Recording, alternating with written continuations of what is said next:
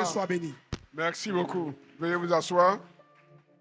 On va continuer l'enseignement pour faire asseoir la foi, pour que notre offrande soit une offrande agréée.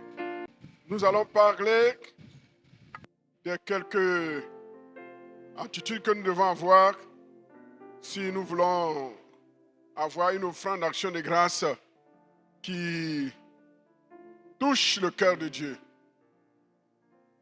Et donc, prenez vos Bibles dans 2 Samuel 24, à partir du verset 18 jusqu'au verset 24. On va se tenir debout pour le lire. On aura ce verset, on aura également le psaume 50, verset 14 à 15.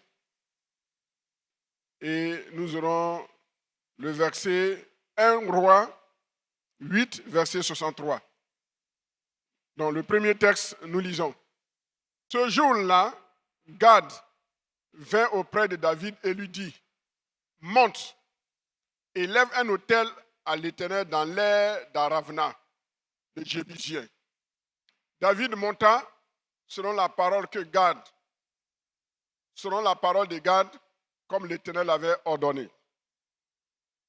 Aravna regarda et il vit le roi et ses serviteurs qui se dirigeaient vers lui.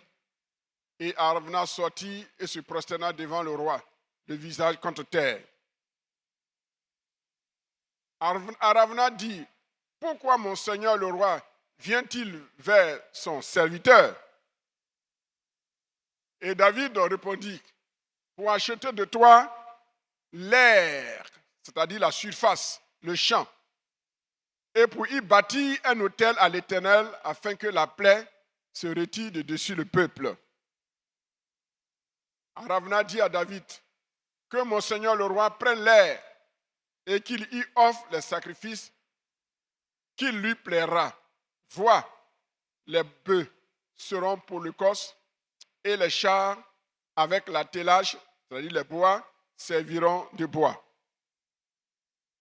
Aravna donna le tout au roi et Aravna dit au roi, « Que l'Éternel ton Dieu te soit favorable. » Dis Amen. Que l'Éternel ton Dieu te soit favorable.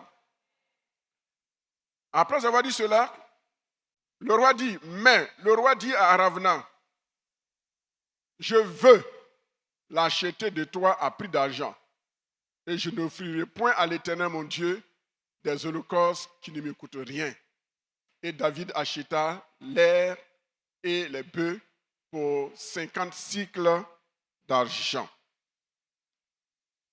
David bâtit là un autel à l'Éternel et il offrit des holocaustes et des sacrifices d'action de grâce.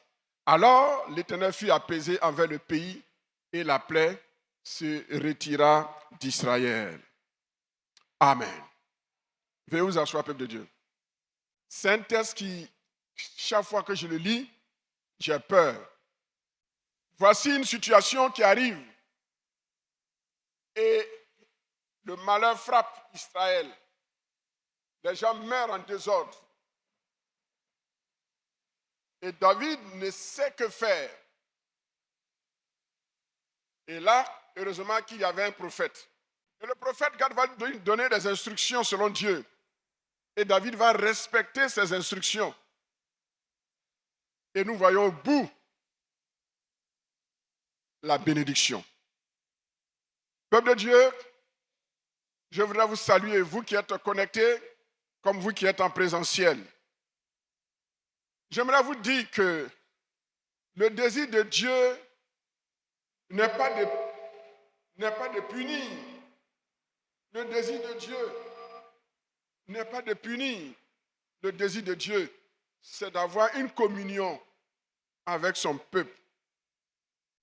Et quand bien même un aurait péché, ou le peuple aurait péché, ce que Dieu attend de son peuple, c'est reconnaître son péché et demander pardon par tous les moyens pour toucher le cœur de Dieu. Et une situation arrive et une plaie frappe Israël. Parce que David a commis l'erreur de faire un recensement qu'il ne devait pas faire. Et malheureusement, dis avec moi malheureusement, à cause de ce passage,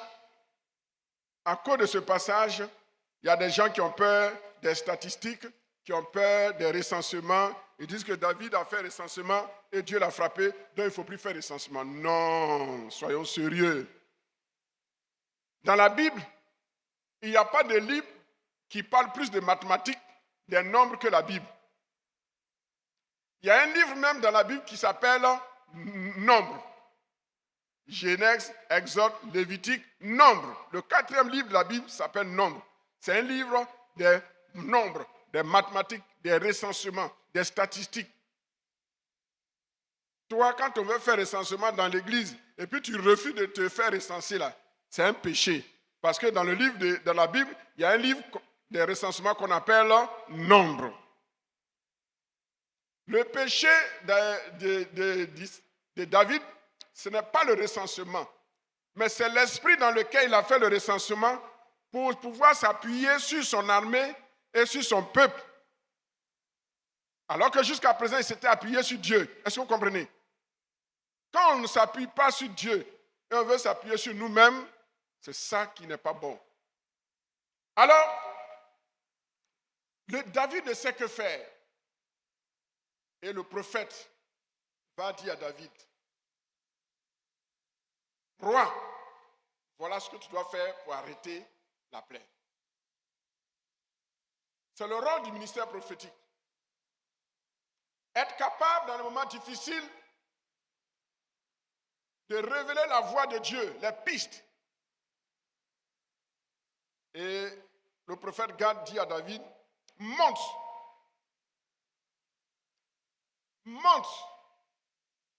et bâtis un autel à Dieu. Et ce soir, ce sur quoi je voudrais attirer mon attention, votre attention, du moins notre attention, c'est le mot monte. Dis avec moi, monte. Il dit monte. Et j'aimerais analyser le mot monter sous 4 angles. D'abord, le premier angle, c'est l'angle, le contexte historique, le contexte littéral. Dans la Bible, il dit que Gad a dit à David de monter. Quand on parle de monter, cela veut dire que toi, tu es en bas et la destination est où? En haut.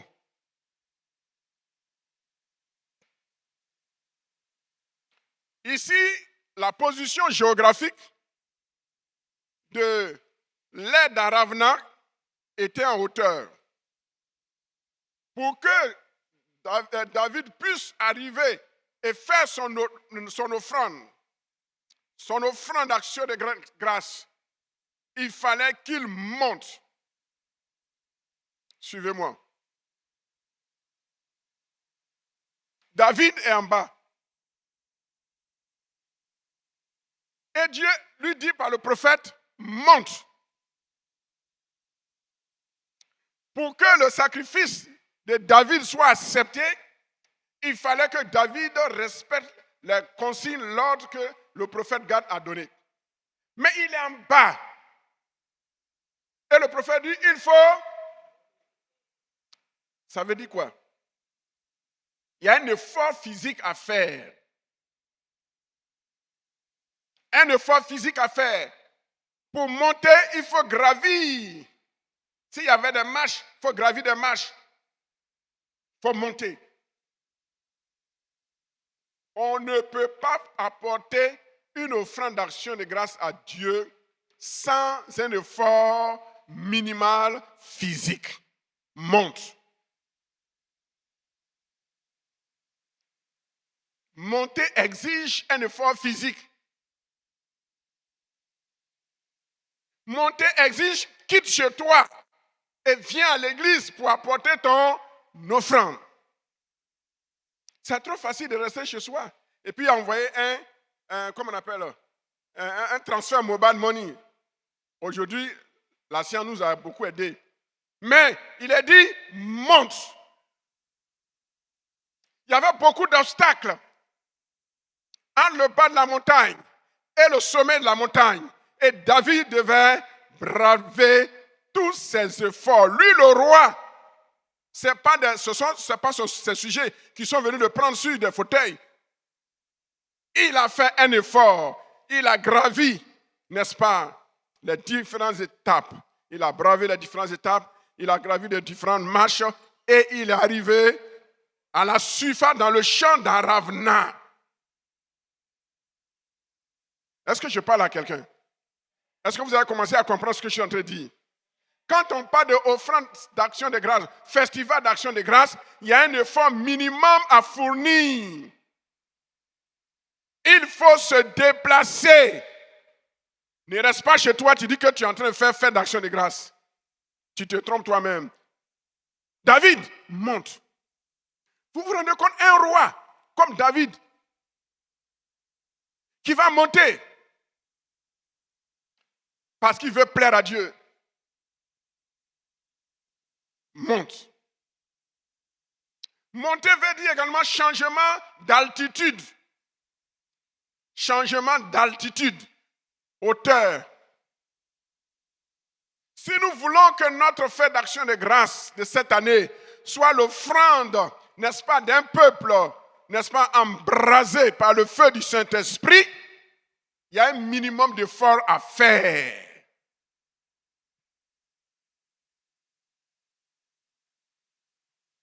Quand on est malade, on peut rester à la maison. Mais quand on n'est pas malade, il faut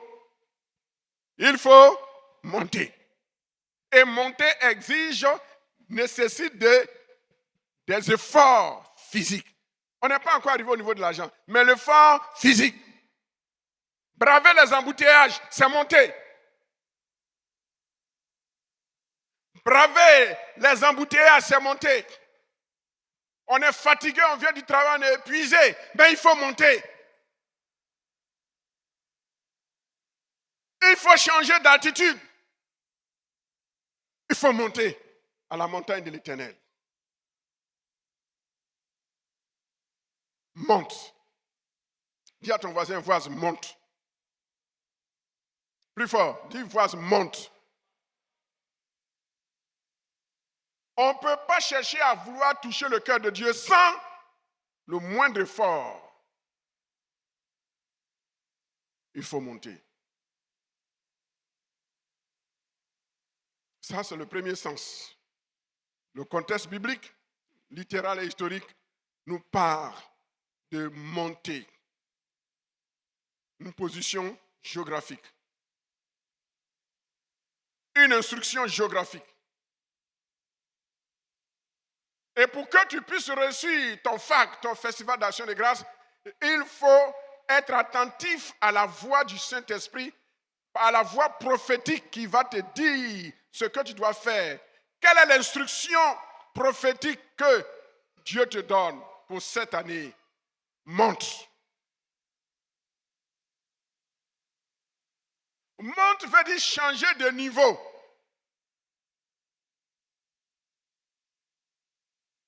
Monte. Monte veut dire augmente. Augmente ta perception. Augmente ta compréhension. Augmente ton amour. Augmente ton intimité. Augmente ce par quoi tu demandes que tu aimes Dieu. Il faut augmenter. Monte. Augmente. Augmentation. Idée d'augmentation. Monte.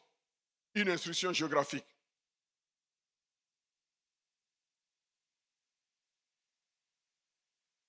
Deuxième sens du mot monter. Le contexte spirituel du verbe monter. Contexte spirituel du verbe monter. Monter veut dire quoi? Quand Dieu te dit monte et tu montes, ça veut dire quoi? Tu as obéi. Ici, nous voyons la dimension de notre degré d'obéissance. La dimension de notre degré d'obéissance. Monte. Obéis à l'appel que Dieu te lance. Même lorsque cela semble difficile, mais fais l'effort nécessaire pour que le sacrifice que Dieu te demande, ce sacrifice-là, tu puisses le lui apporter. Monte. Dans le contexte spirituel ici, monter veut dire obéir sans hésiter. Monte. Ne dis pas que je ne peux pas. Changement de langage. Ne dis pas je ne peux pas, mais monte. Monte. Obéissance. Obéissance. Monte. Réponds à l'appel que Dieu te lance. Accepte de fournir l'effort pour obéir. Laisse de côté les hésitations. Montre que ton cœur aime Dieu et que après Dieu, il n'y a rien qui puisse retenir ton cœur plus que Dieu. Monte. Comment on peut dire à un roi, monte?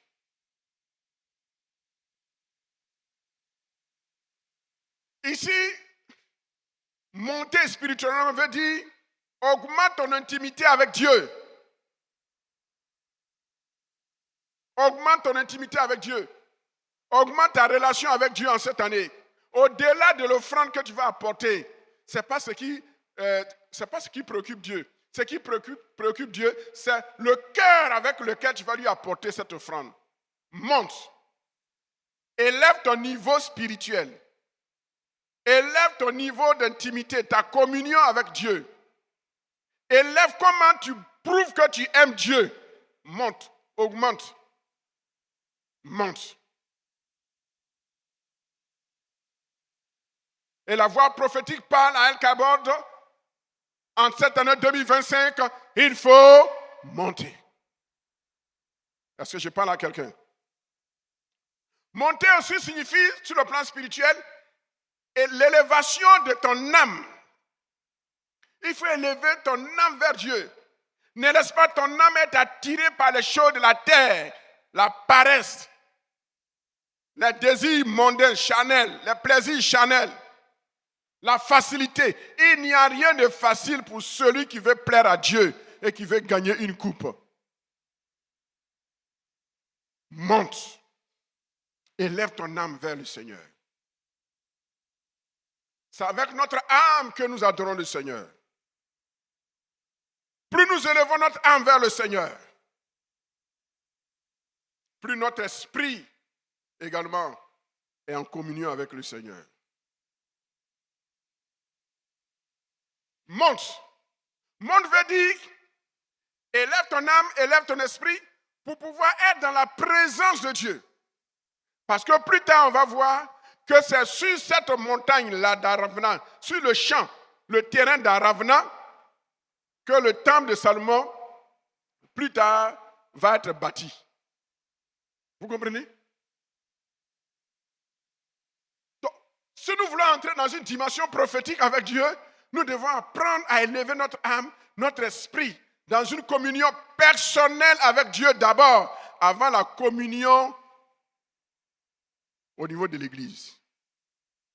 Il y a des gens, sans la vie de l'Église, ils n'ont pas de vie avec Dieu. C'est ceux-là que les petites persécutions balaient. C'est ceux-là que le péché balaie facilement. C'est ceux-là que la tentation emporte. Parce qu'ils n'ont pas d'intimité personnelle avec Dieu. Ils ne montent pas dans la présence de Dieu. Il faut toujours qu'on les tire. Et quand il n'y a pas de chaleur, ils ne viennent plus à l'église. Monte. Le chrétien mature, c'est le chrétien qui n'est plus attiré par le sensationnel, le miraculeux, le prophétique. Quand bien même le miraculeux, le prophétique, ont leur place, c'est bon. Mais ce n'est pas ça qui fait ta vie. Avec le miraculeux, le prophétique, tu t'épanouis, tu es content. S'il n'y a pas le miraculeux, il n'y a pas le prophétique, tu es attaché à ton Dieu. Est-ce que je me fais comprendre? C'est le peuple, c'est ce peuple-là que Dieu veut. Et quand on arrive à ce niveau, quand le prophétique et le miraculeux arrivent, ça nous propulse encore davantage dans la présence du Seigneur. Monte. El Kabod, monte. Pasteur, monte. Ancien, monte. Diacre, monte. Famille Ephrate, monte. Famille Pichon, monte. Famille Guillaume, monte. Famille Idekel, monte. Monte. On monte pourquoi?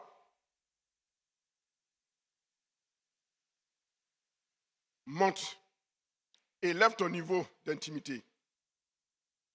Et plus notre niveau d'intimité est élevé, plus notre sacrifice est accepté facilement par Dieu, et plus notre sacrifice produit des bénéfices tangibles qu'on voit. Troisième niveau de compréhension, le contexte théologique du verbe monter.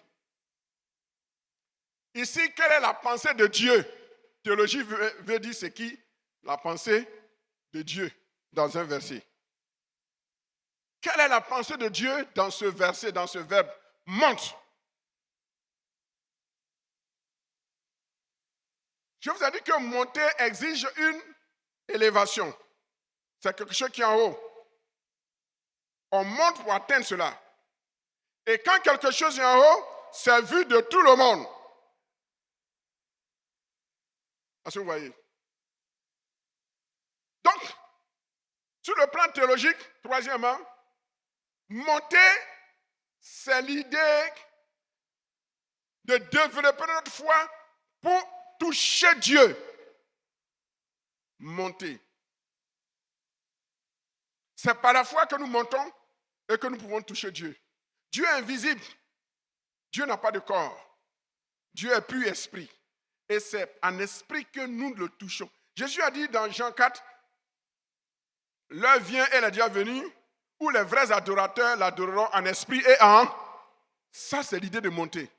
Jésus voulait dire que ceux qui montent, qui élèvent leur âme et leur esprit, c'est ceux-là qui vont rencontrer Jésus et Dieu et ceux à qui Dieu va se révéler. Frères et sœurs, finissez avec la basse-cour. La vie chrétienne basse-cour. Vous connaissez la basse-cour? Vous ne connaissez pas la basse-cour? La basse-cour, c'est la cour où il y a les pintades, les coqs, les poulets. Allez au-delà de ce niveau de vie chrétienne. Ça, c'est ceux qui sont dans l'église, ils sont dans la cour. C'est dans la cour qu'ils font leur culte. Ce qui se fait à l'intérieur, si ça ne les intéresse pas. Ça, c'est les chrétiens de la basse-cour.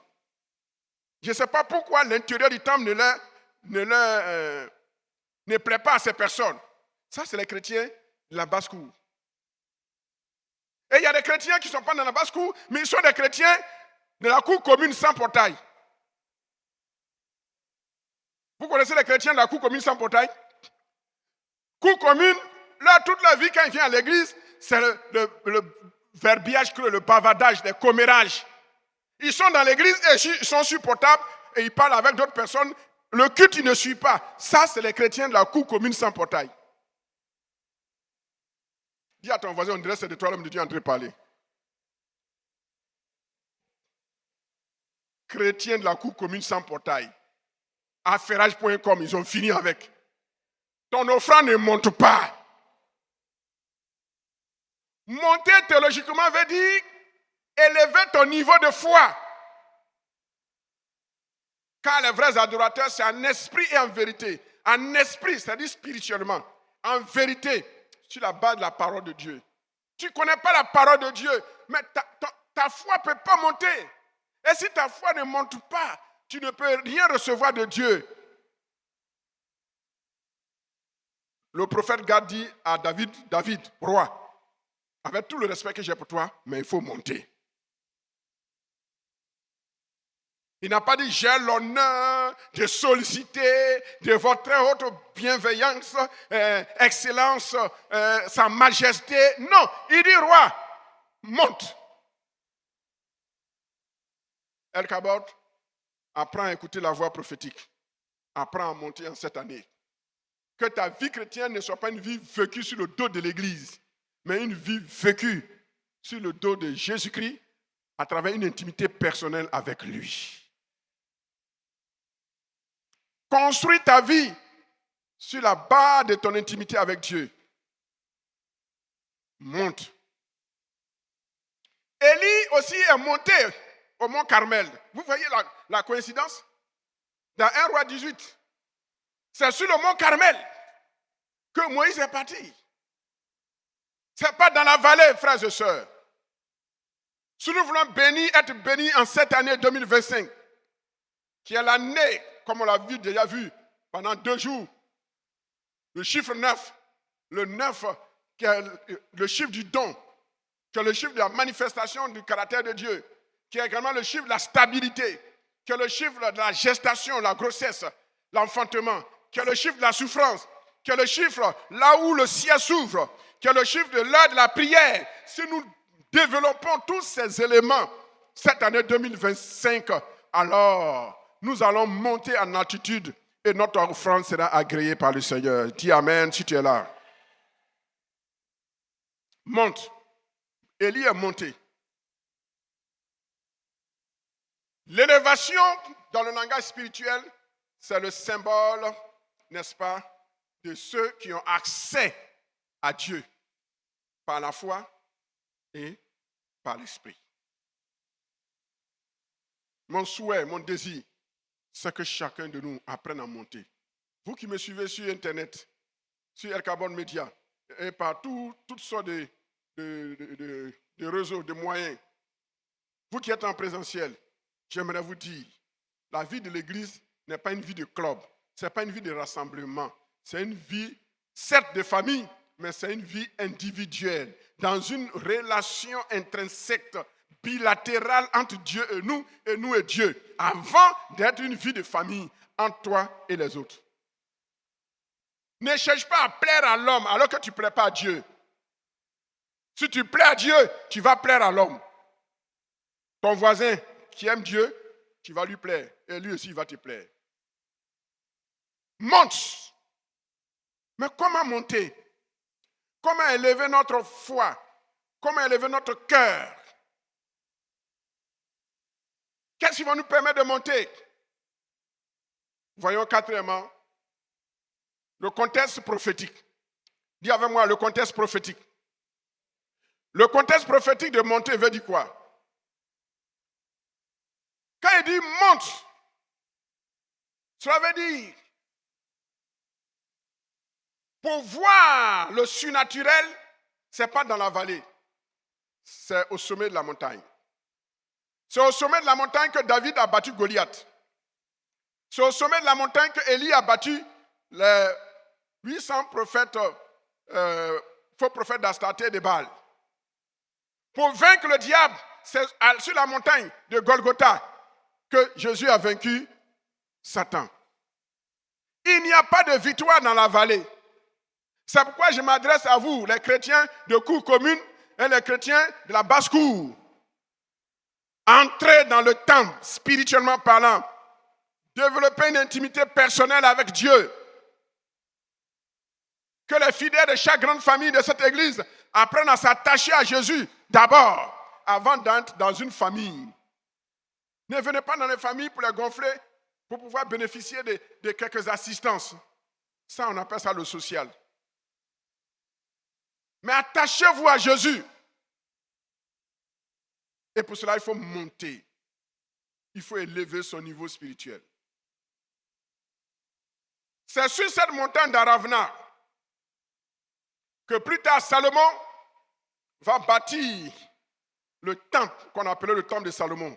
Dans 1 Chronique 22, verset 1. Ce lieu annonçait prophétiquement là où Jésus allait mourir, être crucifié plus tard. La valeur prophétique de monter, c'est arriver à un niveau où la vie de Jésus-Christ est vue en toi et à travers toi. Le niveau prophétique de monte, c'est arriver à un niveau où ton offrande que tu apportes, à travers ton offrande, on sait que Jésus-Christ a fait un travail dans ton cœur. C'est ça la dimension prophétique de monte. On ne monte pas pour être vu, on monte pour révéler Jésus-Christ. Est-ce que je parle à quelqu'un? Plus tu t'élèves, plus on doit voir Jésus. Monte. Prophétiquement, ça préfigure qu'il faut révéler Jésus-Christ. C'est le sacrifice que David va offrir sur cette montagne d'Aravna. Et ce sacrifice préfigurait déjà l'ultime sacrifice qui allait être offert des années plus tard par Jésus-Christ à sur la montagne de Golgotha. Monte, prophétiquement, signifie produit l'écho d'un appel de Dieu à travers Jésus à Jérusalem, à Koumassi, au Ramblek, là où tu travailles, là où tu vis, là où tu dors. C'est ça monter. C'est ça monter. C'est ça monter. Monter prophétiquement, c'est cela. Révéler Christ par ta vie. Révéler Christ par ton habillement. Révéler Christ par ta manière de parler. Révéler Christ par tout ce que tu fais. Révéler Christ par ton offrande d'action de grâce. Quelle offrande tu vas apporter à Dieu? Et Dieu va voir que toi, vraiment, Jésus est en toi. Et c'est à cause de Jésus que tu peux faire de tels sacrifices. Il y en a qui n'arrivent pas même à avoir 2 repas par jour, ils ont un seul repas par jour, 1,5. Il y en a qui mangent un coup KO. Comment on appelle ça? La mort subite. Un seul repas, mort subite. Mais malgré cela, ils font des sacrifices et ils apportent une offrande pour dire merci au Seigneur. Parce que cette offrande va servir à construire le temple. Cette offrande va servir à faire l'œuvre de Dieu, la mission, etc. C'est ça le message prophétique de monte. Monte pour qu'on te voie et qu'à travers toi, on voit Jésus. La dimension prophétique de monte.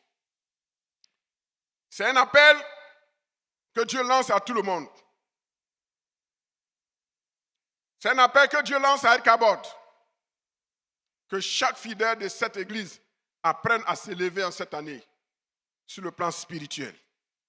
Par des efforts physiques, par des efforts sur le plan moral, par des efforts sur le plan financier, par des efforts à tous les niveaux, par la dévotion intérieure, privée et collective. Monte. Je résume. Bibliquement, nous avons vu que monter signifie une instruction géographique, un lieu qu'il faut atteindre. Le mont Morija. Cette montagne est appelée plus tard le mont Morija. Spirituellement, monter signifie être prêt à obéir. Être prêt à obéir et à développer une communion avec Dieu. Théologiquement, monter signifie un mouvement qui nous amène vers Dieu. Et à travers ce mouvement qui nous amène vers Dieu, nous devons voir une rencontre avec Dieu. Une rencontre avec Dieu. Là où l'amour de Jésus-Christ est transposé. Parce que sur cette montagne, plus tard, Jésus va être crucifié et il va pardonner nos péchés. La rencontre avec Dieu, c'est ça, monter.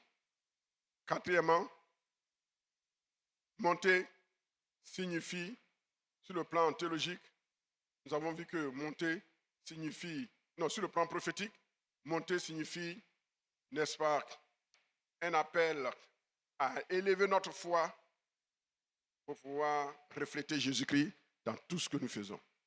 En un mot, monte ici, monte à la montagne sur le terrain d'Aravna. Dans ce passage, il doit être compris comme une direction que Dieu nous donne, un appel à rencontrer Dieu, un appel à obéir à Dieu, un appel à révéler Jésus-Christ dans tout ce que nous faisons et tout ce que nous pouvons être.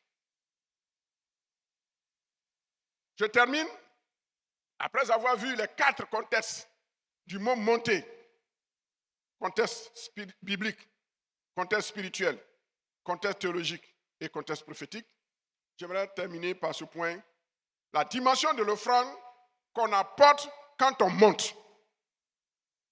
Quand on développe notre intimité avec Dieu, on dépasse les petites offrandes qu'on appelle offrandes élémentaires. Et je vous ai dit que l'offrande est proportionnelle à ton degré de prospérité. Et dans la Bible, il y a 3 dimensions. Il y a ceux qui sont en bas et qui cherchent à aller au milieu. Il y a ceux qui sont au milieu, ils ne sont plus en bas, mais ils sont au milieu, mais ils ne sont pas encore en haut. Et il y a ceux qui sont en haut, ils ne sont plus au milieu, ils sont en haut. Et ils veulent aller de gloire en haut. La vie chrétienne est un processus. Sois fier de ce que tu es. N'envie pas l'autre. On a vu que 9, c'est l'un des seuls chiffres. Quand tu le multiplies par un autre, quand tu additionnes les différents chiffres, ça donne toujours 9. La stabilité. Donc, sois toi-même, sois fier de toi-même en attendant que Dieu change ta dimension. 9 est 9 partout. Donc, le peu que tu as, c'est dans ce peu que tu prends pour apporter ton offrande sur la montagne d'Aravna.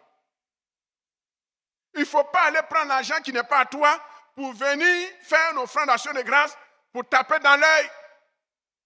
Tu ne peux pas donner 5 millions, mais quand le pasteur lance la paire, qu'est-ce que tu peux donner 5 millions? Tu t'élèves pour qu'on te voie. Ah, ma soeur, ma voisine, mais mon voisin, il a percé, hein, alors que toi, tu n'as même pas percé. Sois toi-même. Apporte ce que tu peux donner. Ne dis pas ce que tu ne peux pas donner. Maintenant, comme la foi, il faut défier notre foi. Tu dis, l'année passée, j'ai donné X montant. Cette année, je vais donner X plus 1. C'est comme ça qu'on fait. On ne passe pas de 100 000 à 1 million. Ce n'est pas la foi. Tu pars de 100 000 à 150 ou 200. Tu pars de 200 à 250 ou 300. Jusqu'à ce qu'un jour, tu vas arriver à 500. C'est comme ça, moi, par la grâce de Dieu, j'ai commencé. J'ai commencé petit. Et je n'avais pas honte de commencer petit. Il faut commencer petit. Je n'avais pas honte de commencer petit. J'ai commencé avec 100 000. Ensuite, Dieu a fait grâce, je suis arrivé à 200 000. Ensuite, 500 000. Plus tard, 1 million. 1 million, je suis passé à 1,5 million. 1,5 million, 2 millions. 2 millions, 3 millions. 3 millions, 4 millions, 5 millions. Et une fois même, 5 millions, je n'ai pas pu réaliser. J'ai doublé ma classe. J'ai dit, Seigneur, je ne vais plus jamais redoubler ma classe en matière de promesses. Monte. Quand tu sais développer la foi avec le Seigneur en comptant sur la grâce de Dieu, et quand tu es sincère, alors quand tu montes, tu élèves ton niveau de foi, Dieu va créer les circonstances pour que ton niveau de foi soit honoré et que Dieu aussi soit content de toi. Monte. Augmente. C'est ça. Mais il ne faut pas passer de 1 million à 10 millions. Si Dieu t'a béni de façon miraculeuse, il n'y a pas de problème. Mais quand on monte, il ne faut pas sauter les marches de l'escalier. Sinon, tu vas tomber. Vous comprenez? Si je veux sauter l'escalier, la marche, la première marche, je vais sauter pour aller sur la deuxième marche, je peux tomber. Ou bien de la première marche, je vais sauter la deuxième pour aller sur la troisième marche, je peux tomber. Il ne suffit pas de chercher à te faire voir par les hommes, mais fais-toi voir par Dieu. Fais-toi voir par Dieu. Si tu as redoublé ta classe, ce n'est pas grave. L'année prochaine, tu ne vas pas redoubler. C'est la raison pour laquelle ceux qui n'ont pas pu honorer leurs promesses l'année passée, ce n'est pas un péché que votre conscience soit déchargée. Mais reprends. Quand tu as redoublé ta classe, il faut recommencer la même classe. Ce que tu n'as pas pu honorer l'année passée, commence par là. Et si tu honores cette année, Dieu voulant, l'année prochaine, tu vas augmenter. Monte. Monte veut dire augmente. Augmente ta foi. Élève ton niveau de foi. Ici, dans 1 roi, il a dit que Aravna a voulu offrir au roi David le terrain gratuit, les animaux gratuits, le bois gratuit. Aravna était sincère. Mais laissez-moi vous dire, il y a des circonstances où il faut avoir de la dignité. J'ai dit quoi? Il y a des circonstances où il faut avoir de la dignité. Il y a des circonstances où on accepte les cadeaux. Et il y a des circonstances où on n'accepte pas les cadeaux. David avait reçu des cadeaux, mais dans d'autres circonstances. Mais ici, comme il s'agit d'un sacrifice qu'il devait offrir sous la direction de Dieu, Dieu savait que David avait les moyens. Quand tu n'as pas les moyens et puis les dons arrivent, tu dis merci Seigneur. Mais quand tu as les moyens d'acheter ton sacrifice pour Dieu, et puis quelqu'un te dit non, pasteur, il ne faut pas payer, je t'offre ça, et tu prends, tu es en train de te diminuer. Je ne suis pas en train de dire de ne pas nous faire des cadeaux. Mais je dis, il y a des cadeaux qu'on n'accepte pas quand on a de la dignité. Dans le cas de ce sacrifice, ce n'est pas quelqu'un qui devait venir donner l'animal, le terrain et le bois cadeau à David pour le faire. Aravna allait prendre la récompense de David. Écoutez-moi très bien.